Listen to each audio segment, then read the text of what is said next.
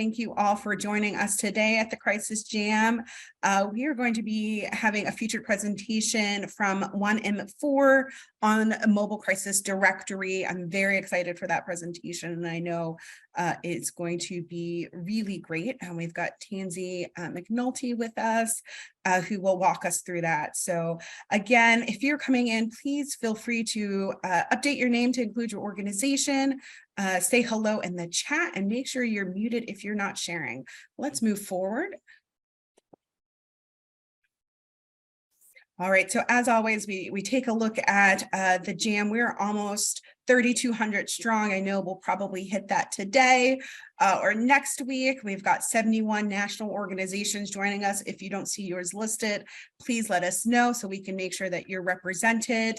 I'm glad to see we've got some folks from Medicaid offices joining us. And then, of course, if you're not able to make the jam during the live session, you can always watch it on YouTube, and you'll see we've got the launch of 988 Crisis Jam has our highest views on YouTube and highest participation, but we are going to come for that, I know, because we just continue to have such great presentations. So let's move forward.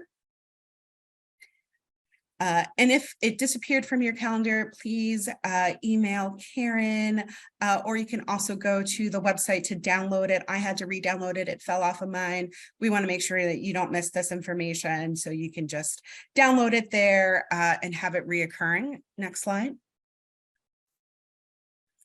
And of course, talk.crisisnow.com is where you'll find everything you need to know about the Crisis Jam learning community. You have the instant link to join us. You can sign up for the newsletters. You can see the various segments, go straight to the featured presentations or the quote or the trivia. We want to make sure that this is easy for you to navigate.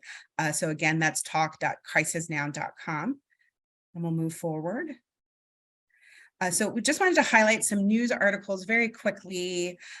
We have this article from Pew that features the 988 crisis, one of the 988 crisis centers in Maryland. So always happy to have one of the 988 Lifeline centers featured, and they talk through their experience with 988 in Maryland. And I actually just want to stop because I don't know if I introduced myself to folks. I'm Laura Evans. I'm the Director of National and State Policy with Vibrant Emotional Health. So thank you for joining us this afternoon, and my apologies for being rude. Let's go to the next news article. And this one is from US News and World Report earlier this month around 988 and raising awareness. And so we're going to have additional information from SAMHSA around their updated toolkit to help communicate about 988. Next article. This article is from the 25th, highlights that every crisis center in the 988 Lifeline network does have a resource referral database, but we need to make sure that those databases are robust and strong, and that there's enough providers in the community that we can connect individuals to should they need ongoing care. So that's that article from the 25th, and we'll go to our final article that we were highlighting this week from the Wall Street Journal that was just published on the 27th, outlining middle-aged men as another high-risk population for suicide. So I want to make sure that we're reaching everyone who may be at high risk, and making sure that we're reaching populations that have been historically marginalized and underserved. So let's go forward. We're going to have a quote, and this quote comes to us from Christine Alvarez, who has previously had a featured presentation on the Crisis Jam. This quote does not come from that presentation, although she did participate in a video that was produced by RI and David around mobile crisis teams. And so you'll see the quote here. My hope is that first responders are able to do what they do well, and that we can step in on some of those other calls that don't really require EMS or the police department.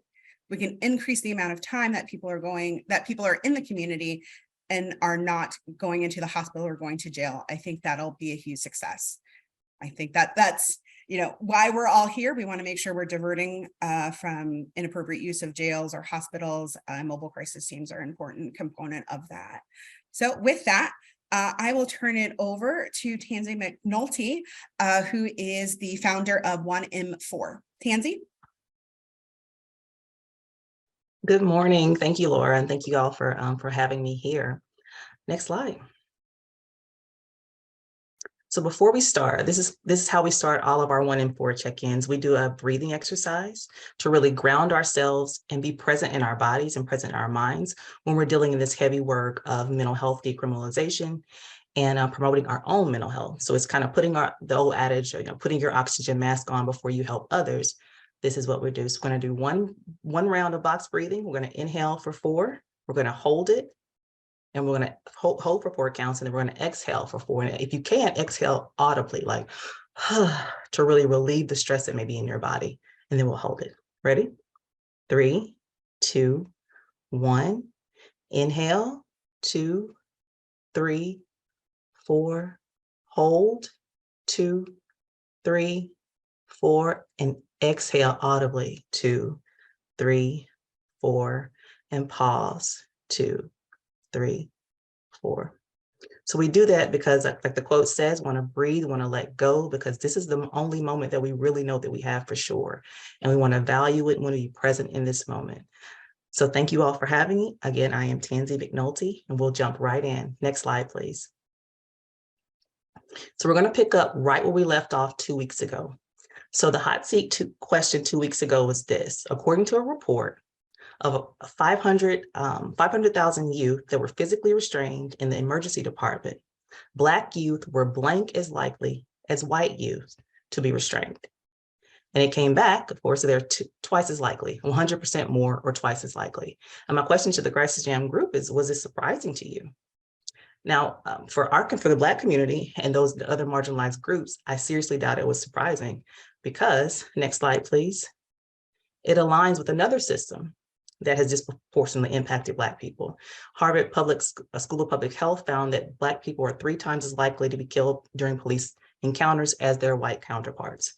And when you mix race and law enforcement with mental illness, it can become deadly. So what happens when those you care about, next slide, please, fit into that demographic? So these are some of the women of 1M4, and these are the people that we work for. We work for our children, both biological and those we have taken in from the community. We work for our spouses, we work for our partners, work for our parents. Our goal as an organization is public safety, specifically for the Black community, even more specifically for Black women's mental health, as we work to decriminalize mental illness. Next slide, please. So our acronym is 1M4, and that stands for 1 million madly motivated moms. And every word of that is intentional. We wanted to play on the fact that sometimes we can be stereotyped as the angry or mad Black woman, and anger is a valid emotion when you see injustice and oppression happening in the world.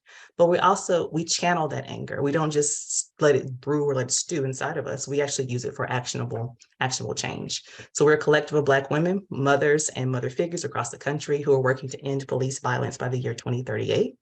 And we are a preventative-focused public safety organization that centers the mental health of Black women, and we work to decriminalize mental illness. Now that intersects with the work that you all do. We're all working to save lives and give people the care that they need at the time that they need it. And I think it's important, next slide, please, to show you the exact moment we decided to get into this work and to share with the world or the country resources that people can call outside of law enforcement that can help people in their time of need. This call happened on December 5th of 2020. Hit play, please. That is, that can go in there and actually, teach them the right way. Like, hey, these are some signs and symptoms of somebody that's having a psychotic break or a mental break. I can't think of his name. Is it Ahmaud Arbery? It's so many of us now that clearly reading his statement, and I never watched any videos, but I read, or the police cam, I think they actually finally came out with, or whatever, body cam. But just reading his statement, I'm like, this child is autistic. I can just read the way. Yeah. Elijah McClain. It was Elijah McClain. And I'm like, this child was clearly, Ahmaud, okay, yeah, I remember Ahmaud. This child was clearly autistic or on some type of spectrum. you know, just reading it. Like, you can just tell he was different. I won't label him. I don't know. I'm not a professional in that area. But it was clearly something. And the cops should know, okay, if it's this, this, and this, I need to call somebody else to help him. I'm not the person I'm not capable or equipped or whatever it is to identify what's going on, to see where he needs to go, if he needs to go to get some help, some assistance, or be arrested. I don't know. So this needs to be the other person that we need to contact. Like, it needs to be something for them to be able to identify us. Like, I think about, my cousin posted, she saw a man that was clearly having a mental break, and she could recognize it because she had a family member that was like that, and she couldn't find a place in Mississippi to call because besides 911. And she's like, I'm scared to call 911 because my grandmother always told us, you don't call the police if your uncle is doing this, this, and this, because when they get here, they're not going to, and they could kill me, basically. And she's seeing this guy in the street doing this, and she's knowing he needs help. She put this big post about there's nowhere to call. I don't know who to call, who can come pick him up, and I pray the cops don't come or whoever don't come and they actually kill this man because he's having a mental episode. So maybe it could be something.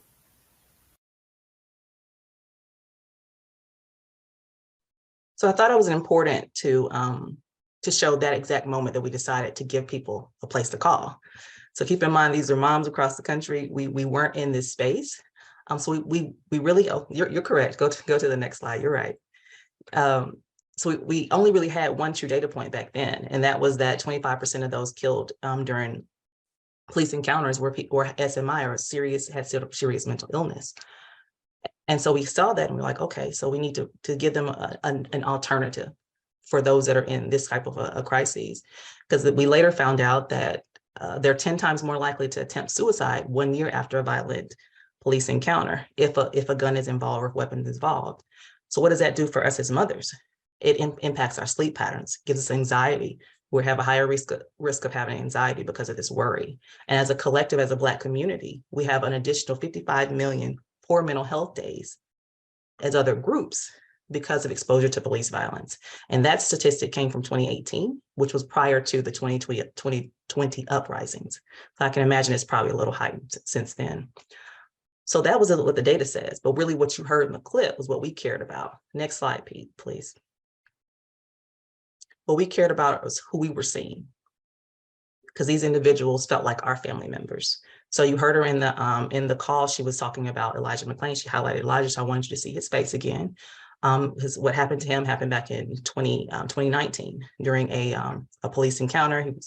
He was seen walking with a ski mask, and someone approached him, and he was, of course, on the spectrum and tried to explain, I'm not violent. And then he was injected with something later. And I also want to highlight Miles Hall, because his mom, Miles was killed back in 2019 as well during a mental health emergency. But his mom kind of took it a step further, right?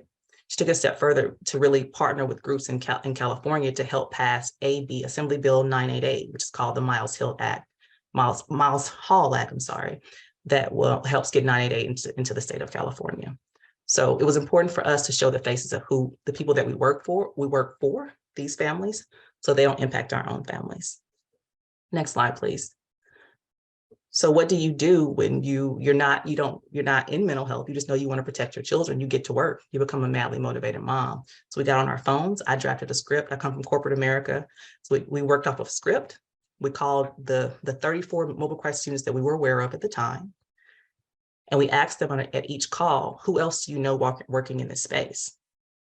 And we started out with 34 in early 2021.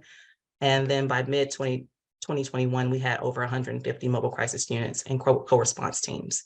Now, co-response was new to us. So when I found out about it back in June, I took myself and another member to a co-response conference just to learn about what is this. And at that point, we decided that our preference as an organization is for a non-police response for mental health emergencies. We want people to get care, not additional trauma. We released our guide in July, which is during B.B. Moore Campbell's Minority Mental Health Month. And then we had to figure out, like, how do you get people to know? We were a small organization. How do you get people to know that we have this resource out there?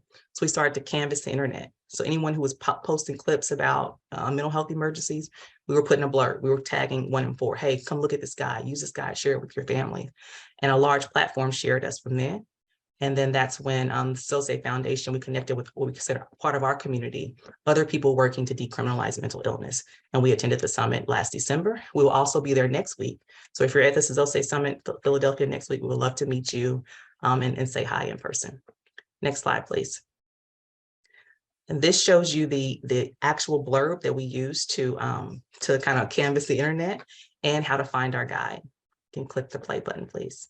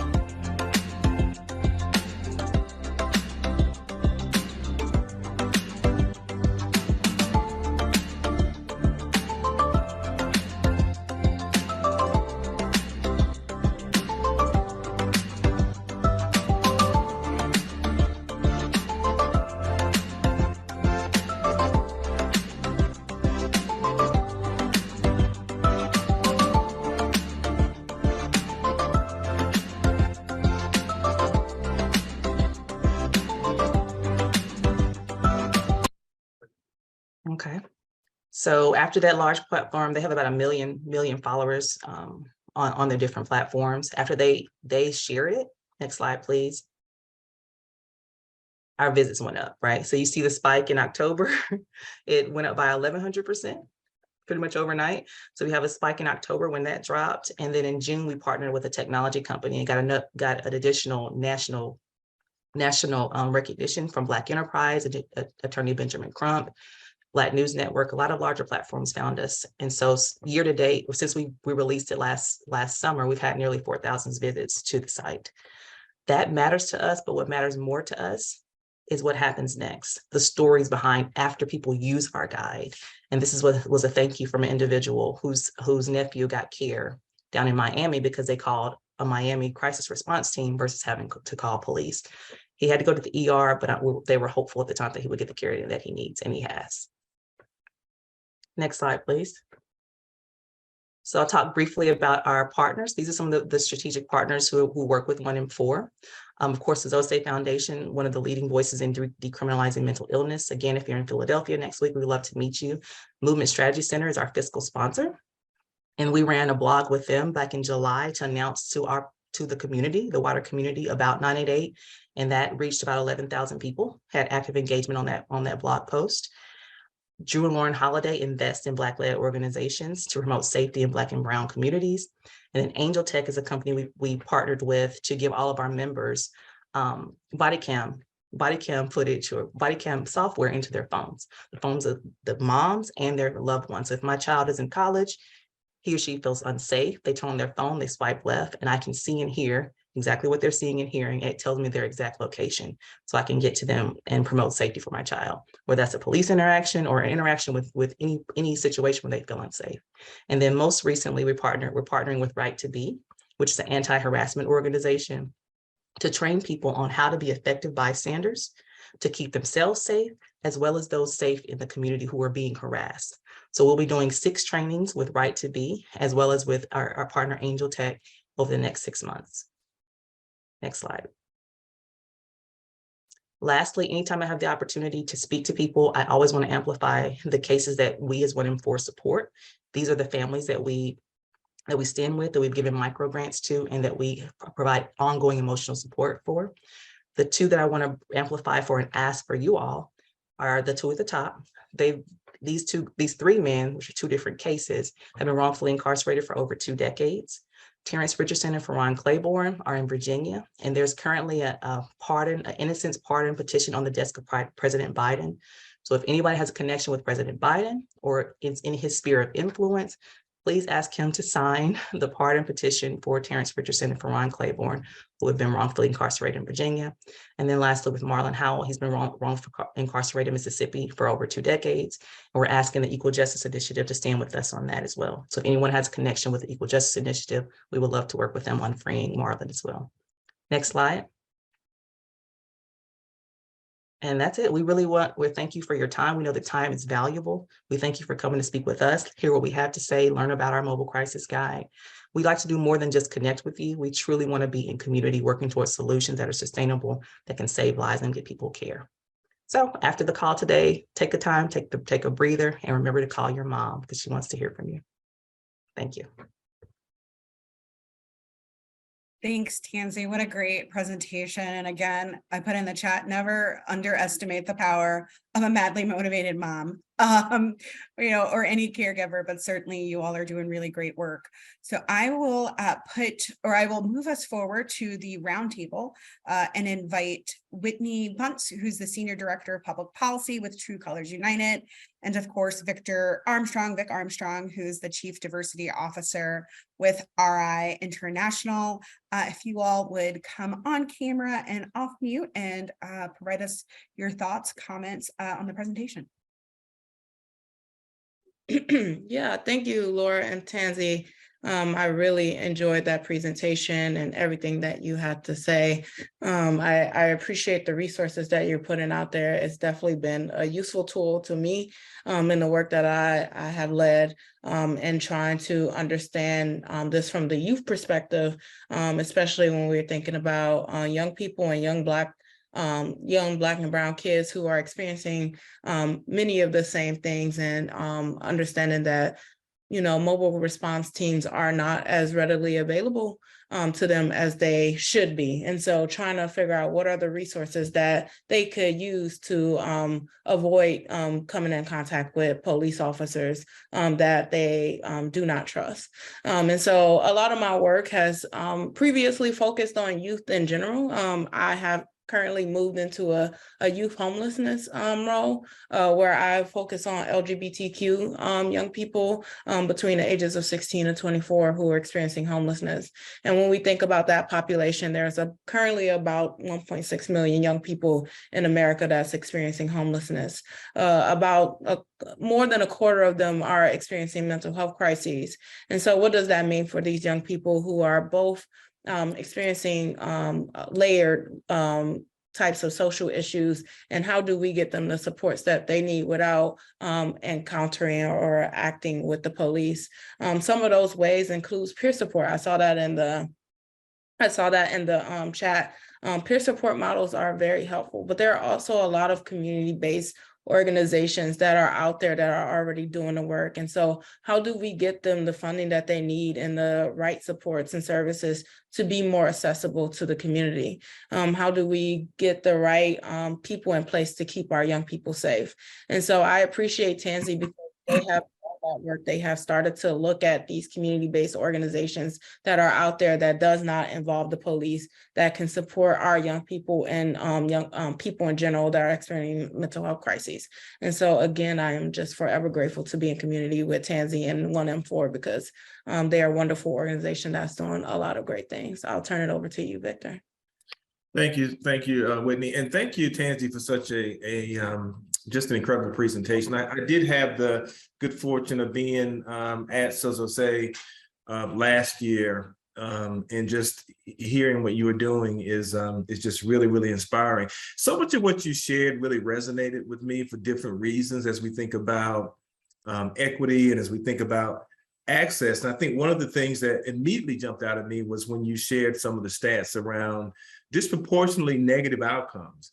I talk a lot about the intersectionality of what it means to be a person of color who experiences mental health challenges or who experiences a mental health emergency. And I think you really spoke to that the experience can be very different. I think that one of the other things that you spoke to is the fact that we often think about access as being a universal thing, but it's very clear that all access is not equal. And when we think about creating access to services and resources, I think it's so important that we think about what resonates with communities, what resonates with people, and whose voices are going to be trusted in terms of getting people to access those services and to access those resources. Even when we talk about the components of 988 and what we're trying to build out in terms of someone to call, someone to come, and a safe place to go, I think that what sometimes gets lost is that even that someone to come there's a safety element to that. In part because, again, the stats that you pointed out with the disproportionately negative outcomes for people with mental health challenges in general that may encounter law enforcement, but also the additional piece if you are a person of color. So I think it's very important for us to focus on also even that someone to come and that response to who they reach out to also being something that to them feels very safe. The other thing that really resonate with me was you kind of talked about the fact that when we don't have the proper response and the proper resources to respond to a person, particularly a person of color experiencing mental health challenges, that encounter, if it is a law enforcement encounter, can be a very traumatic experience. And it becomes another traumatic experience on top of traumatic experiences that many people also already have to carry.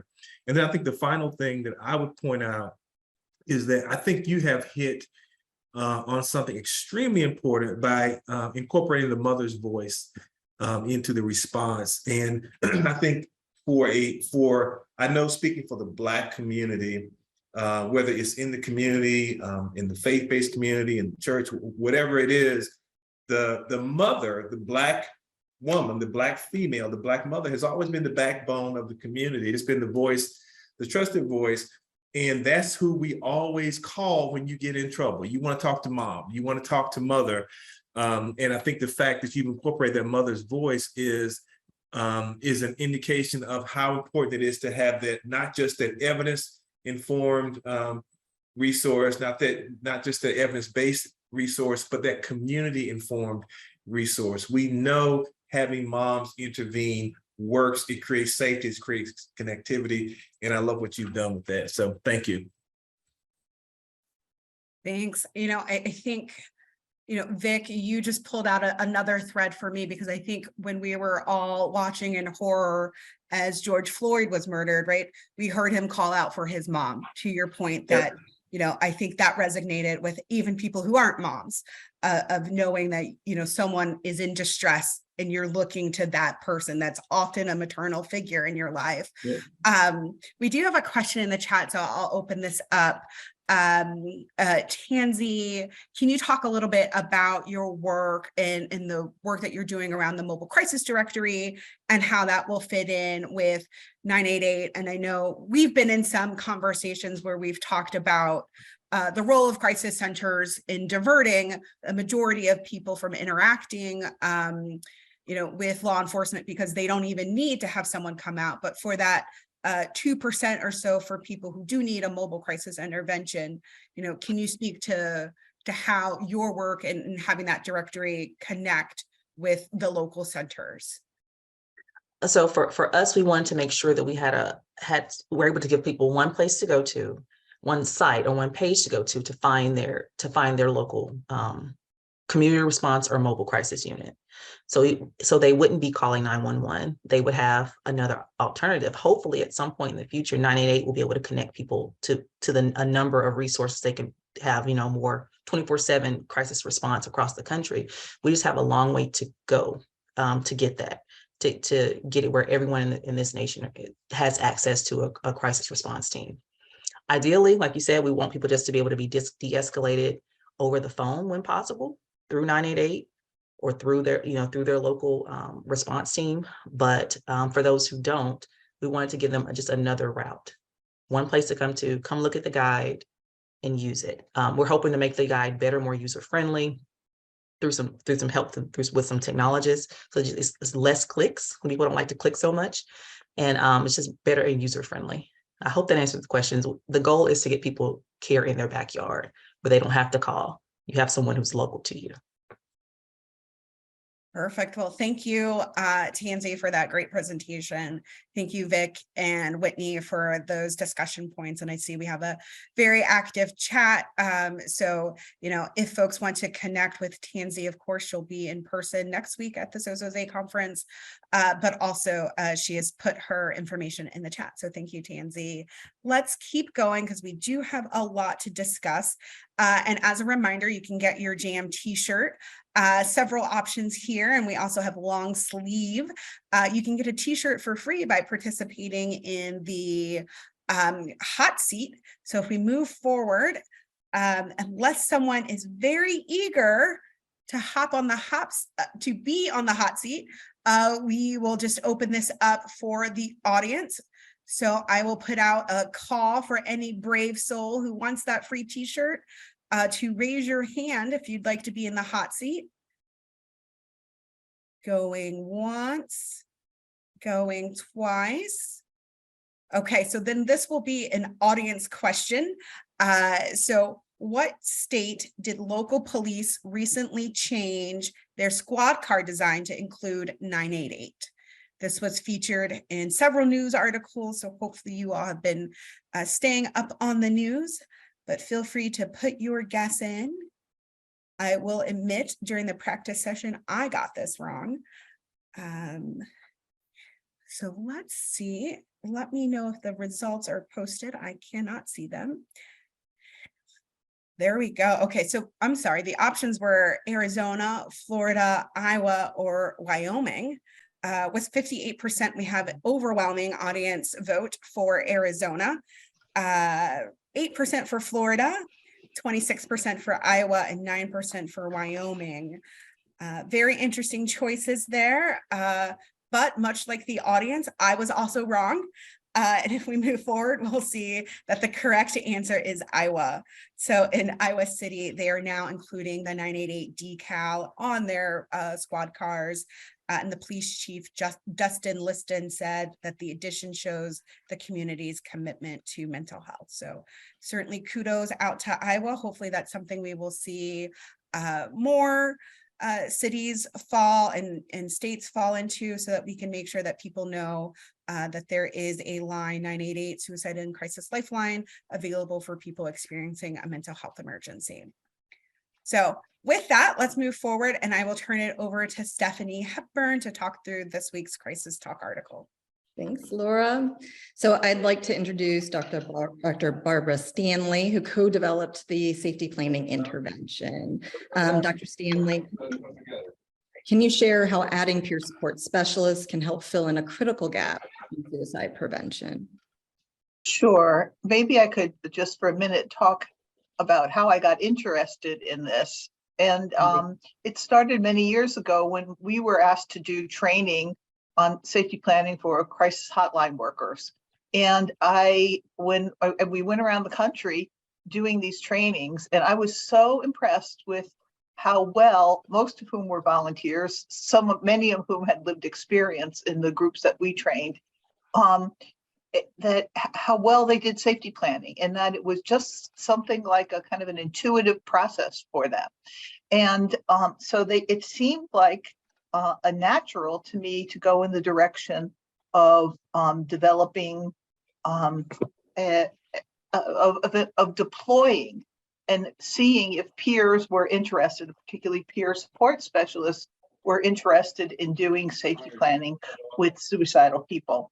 And so that led us to apply for a grant, which we got from the American Foundation for Suicide Prevention. And before we started this out, though, we went to mental health professionals to talk with them about their perspective on utilizing peer specialists. And it was a little surprising to me, but they were not really interested in it. They were not interested in it from two perspectives. Number one, they thought that peers would not be able to do safety planning. And number two, they thought that peers would be triggered, that they were, in my opinion, they were fragilizing. Peers would be triggered to do and doing safety planning with their own possible suicidal feelings. And so I was thinking about the kind of the crisis that we have in terms of personnel in mental health, in that we need to kind of look everywhere we can to get people who can help suicidal people. And so peer specialists seemed like the natural place to turn. and to help at least in part of this. And so we partnered with Lisa St. George and Dr. Charles Browning from RI International to develop a safety planning training that was adapted for peer specialists. And we're in the midst of that project now. And the way that we approached this was, we didn't want to say, okay, we're just going to train you guys on what we do in general. But we went to them and we got feedback from them like, well, how do you think you could be best utilized with this particular set of skills that you have in your particular experience that you have? How should we adapt doing safety planning? And so that's what we started with. And not surprisingly, the peers focused a lot on validation, more so than we have in the way that we developed the intervention. And they also, of course, focused on being able to share their own experience. And then they educated us on what are some of the words that we were routinely using in our training that would not be good to use. And Right. so it has been an incredible learning experience, I would say, from my perspective. And so we are kind of like midway through the project now, where we have been training and evaluating the capacity of peers to do safety planning. In addition, because of this issue of, well, is it going to be triggering? We're also collecting data on whether or not safety planning is triggering. And it's, I mean, I feel like I feel like it's a little insulting and to ask these questions, because there are many psychiatrists, psychologists, social workers who have lived experience, Right. and we don't ask whether they're triggered by the work that they're doing. Well, these are fantastic points, and we fleshed it out a little bit in the interview. So thank you so much for taking the time to chat with me. I'm going to direct it back to you, Laura. Thank you, Dr. Stanley. Thank you, Dr. Stanley. Thank you, Stephanie. A very important discussion. So please check out the article. And so now I'm going to turn it over to Monica Luke, who is with NAMI Massachusetts as a board member, to give perspective on the lived lens and promise of 988. Thank you very much, Laura, and thanks everybody for having me to talk about this. I really appreciate the opportunity. As you may realize, I'm a family member, so my lived experience is as being a family member, and I'm actually hugely invested in the 988 implementation, really interested in it as a mental health advocate. So I think a lot about what is it going to take for families like mine to feel like it's okay to call 988. My son has schizophrenia, and it's still not clear to families like mine and to me how the transition from being a national suicide prevention lifeline, which really leads with suicide and doesn't talk very much about what happens if somebody calls in the throes of a psychotic episode. So that's a really big area of concern. And for our families, when we call 911, it's with an amazing amount of trepidation, because our family members are not very good at following directions in those moments in particular, right? So they are at high risk for a very tragic outcome. And we heard Tansy talking a lot about that earlier in the call. So we worry a lot about that, but it's not really clear that 988 is going to be different, because if the call center staff aren't trained to identify a psychotic episode, don't understand how to deal with that, how to, for example, do safety planning and actually deal with the person without sending someone, which is such a hallmark of the work, it's not clear that's going to work for us yet. We're not hearing enough conversation about that. And that is probably like the primary thing I would say. Our call center training starting to include what happens in a psychotic episode, non-suicide types of folks, and also are they talking about how to connect people to, say, an evaluation for coordinated specialty care, which is kind of is how you get folks into first episode treatment? So we have a lot of questions. We have a lot of questions. Well, thank you, Monica. These are very fair questions. And certainly, from Vibrant's perspective, we want to make sure, and we do provide training for crisis staff to make sure that they can handle all types of crisis situations, but certainly, I think that means we need to have more communication about what that training entails. So I think that's an idea for a future presentation, but I'm going to turn it over at this point to SAMHSA and Kate Galatis, who's going to give us an update on some communications around 988. Hi, everyone. Thanks so much for having me here. And thanks to all of the previous presenters. I learned so much from this community every time I sit in one of these. So thanks for the sharing and the education.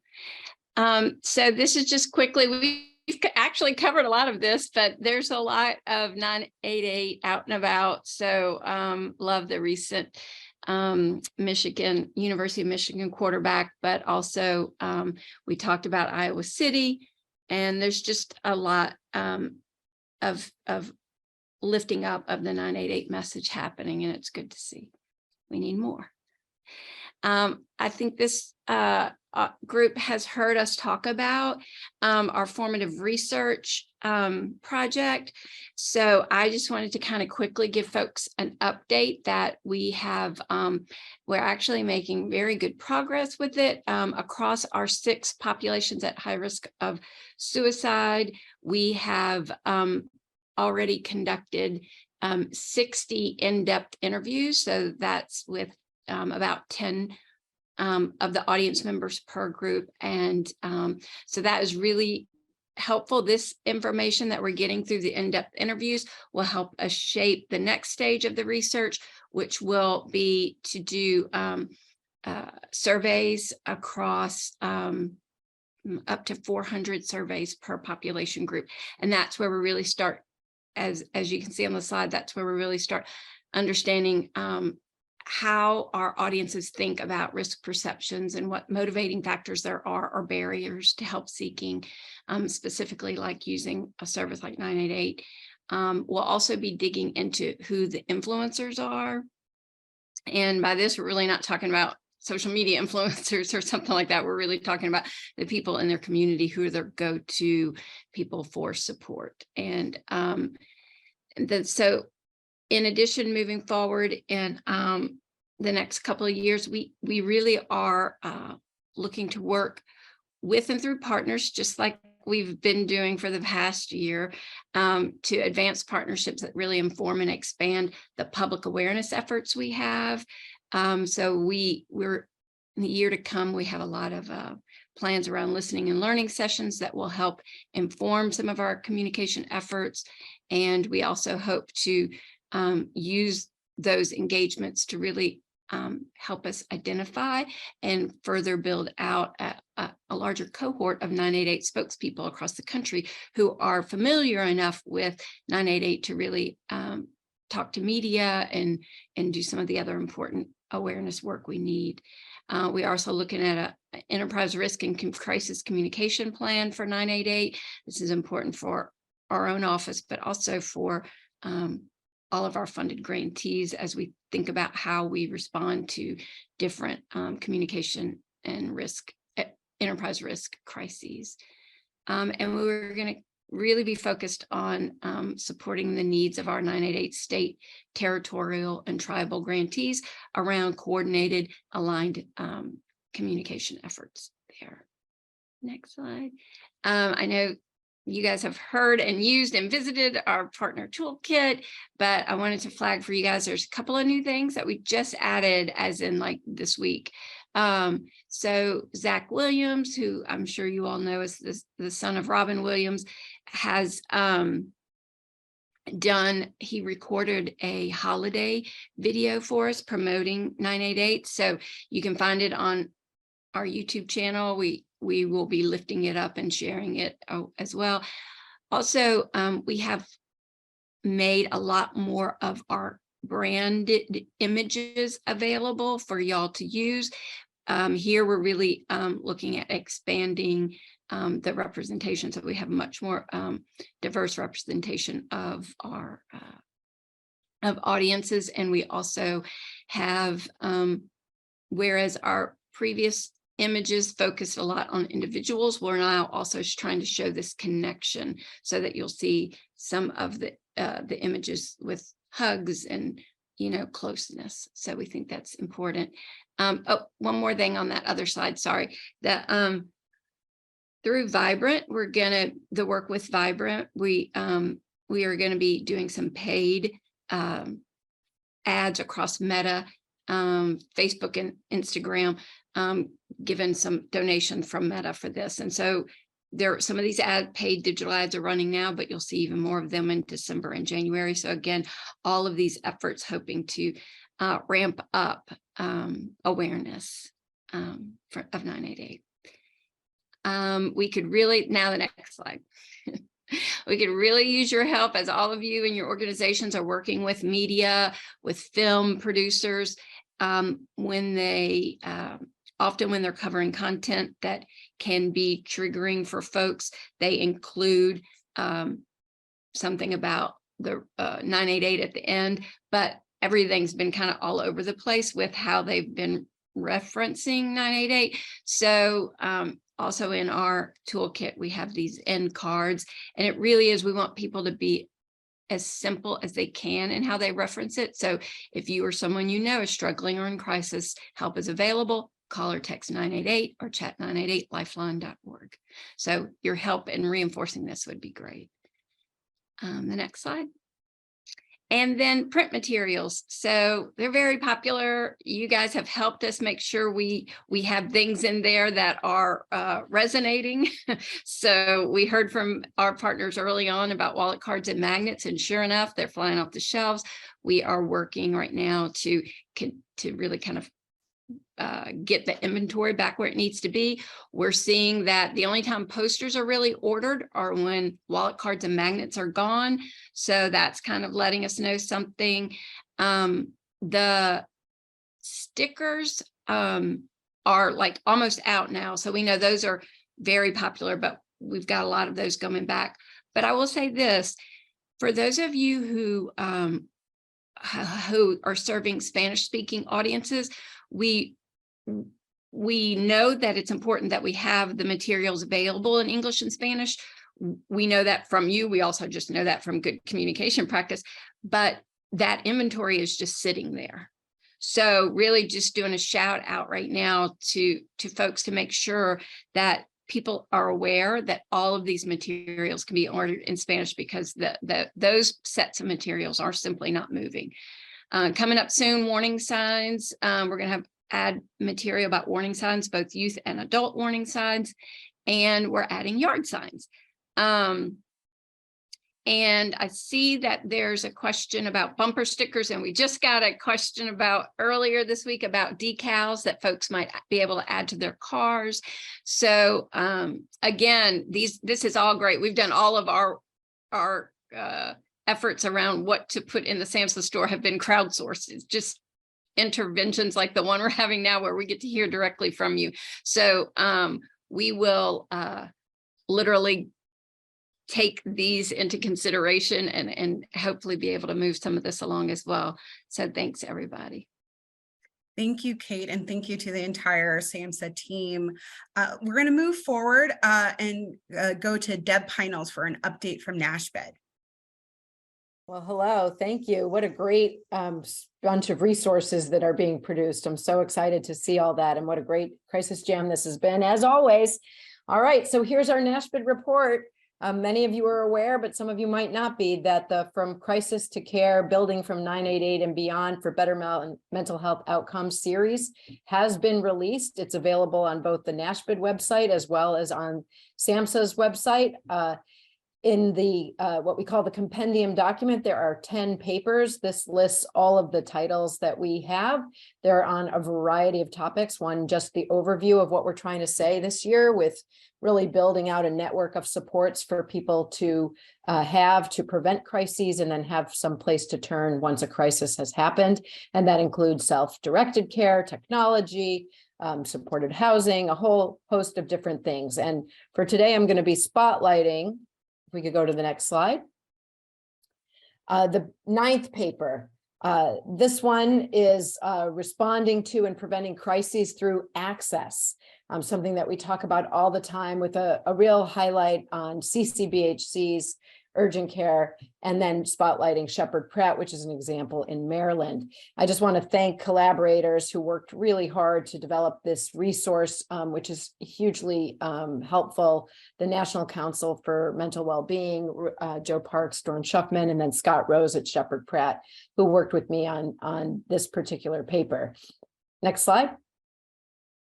So the highlights of the paper include that CCBHCs are this emerging model for access crisis services that require flexibility, something that traditional services haven't had. States are growing them like wildfire, and we really need to think about how they're going to be connected to all the 988 services. Also, you'll see in this paper an example of Shepherd Pratt, which has a rich history, but what's fascinating to read, and you can think about it as stakeholders in your own regions, how this particular institution moved from being more of an institution-based service to really serving a community at all levels of care and developing access points. There's some really good ideas about same-day access and models that Shepherd Pratt has utilized.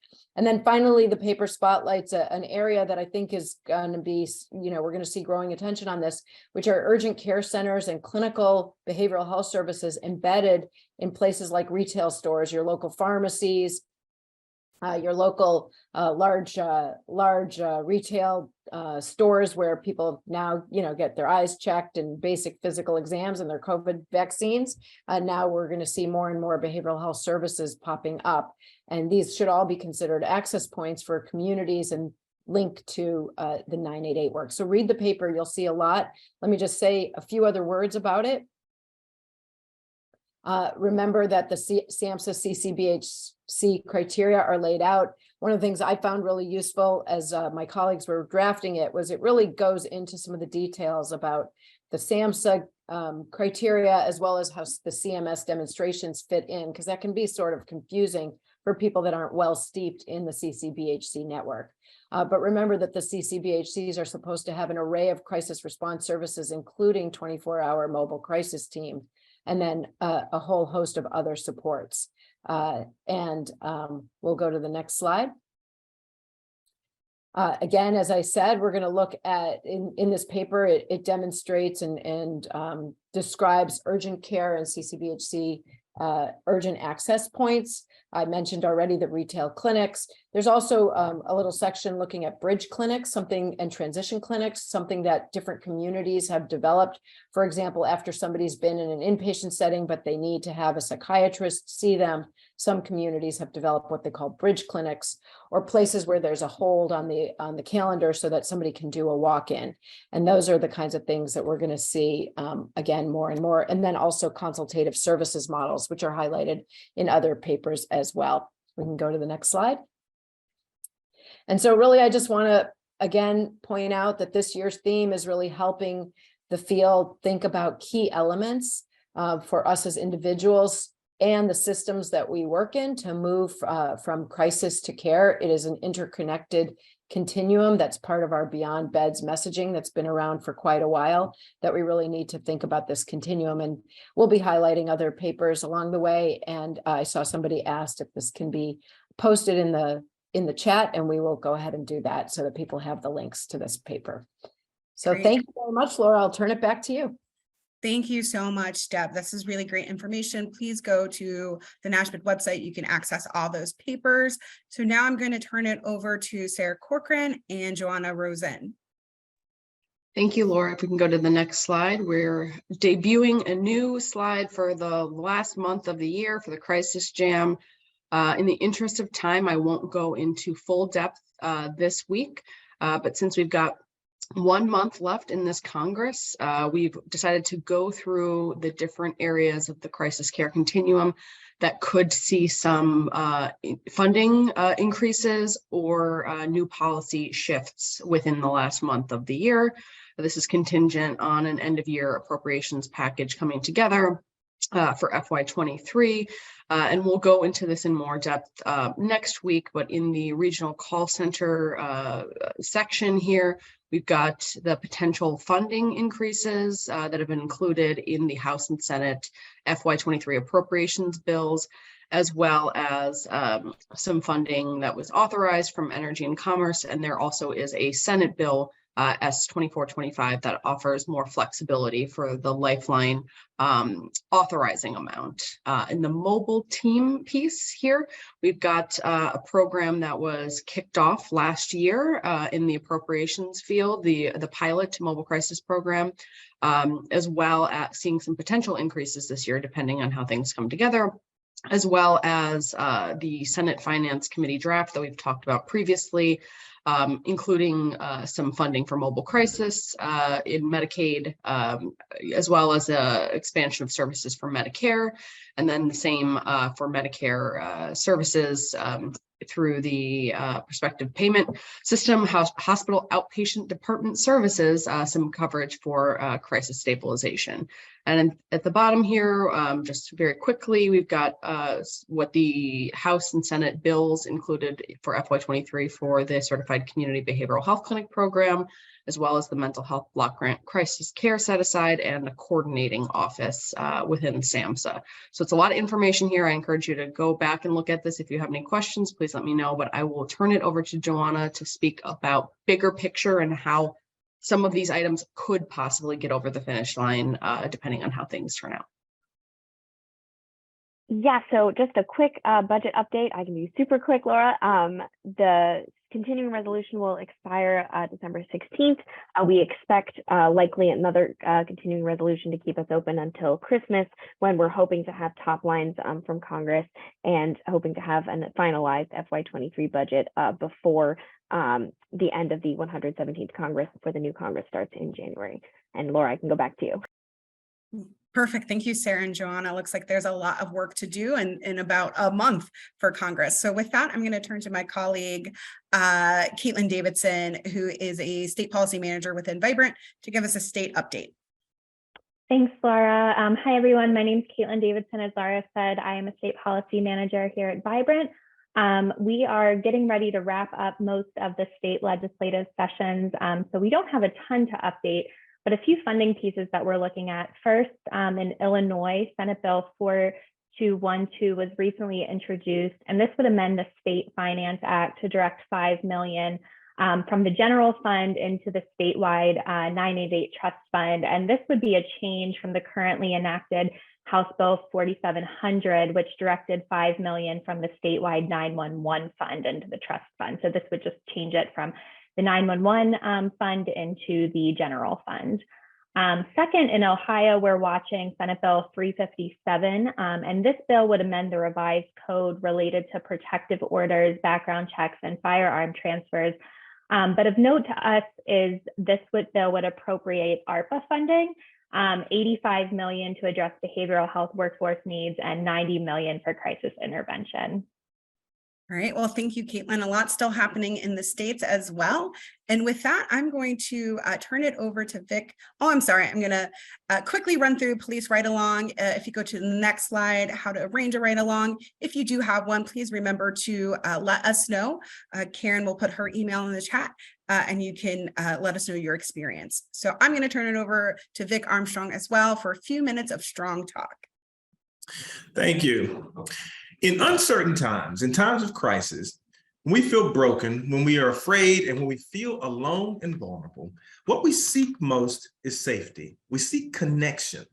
That is what will drive a grandmother whose grandson is expressing suicidal thoughts to dial 988 versus the pastor's number. That may be the difference in me choosing to call a helpline rather than suffer in silence, and that may be the deciding factor in whether I initiate contact with a mental health provider or whether I'm introduced to the mental health system via the back of a police car. Access is about more than the existence of resources. It is about the existence of resources that provide us with connection and safety. It is not just about my proximity to resources, but my willingness to access those resources. And connectivity is much more easily established when I feel that your initiatives were conducted with me in mind. When I can see myself in the message. Our message influences the ability and willingness of individuals in need of our services to access the services we provide. Safety and connection require trusted partnerships in which to thrive.